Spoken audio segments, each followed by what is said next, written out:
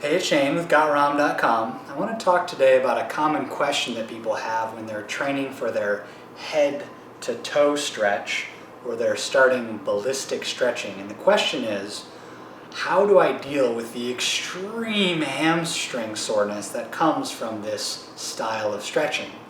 And there's two basic things that you can do.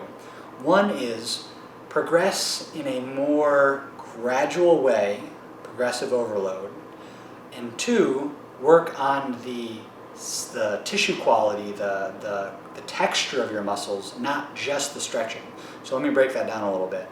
So often people will be, part of, say, the movement culture, they're an athlete or just a gymnast or a circus performer, and they hear about ballistic stretching, they hear about the head to toe, and they want to start trying it, and they look online and they find, this protocol or that protocol, and it kind of throws them right into like high volume ballistic stretching without knowing if they're prepared for it.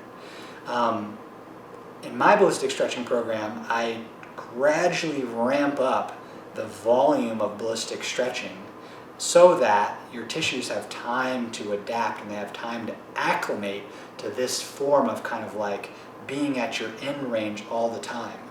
Now, you wouldn't start a new squat program and take someone off the street who has not been in a gym in 10 years and then throw them into like the Smolov squat program, which is like this high volume squatting program, because they would get wrecked, they would get brutalized from going from 0 to 100.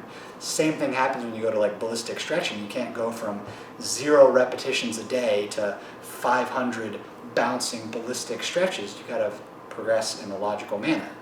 So that's one thing. The other thing is, as you're doing this kind of like ballistic bouncing stretching, this is like a big eccentric load, especially on your hamstring muscles. And the hamstrings can adapt quite a bit, but if you go from 0 to 100 and you don't pay attention to the extreme soreness and the density and kind of the dense tissue that starts to form, then yeah, you might still see some gains, but the soreness is going to be crippling and you're going to be at a higher risk for injury. So learning how to do tissue work on your hamstrings, on the attachment points near your ischial tuberosity, on other muscles is going to be critically important in addition to progressing in a systematic and gradual way.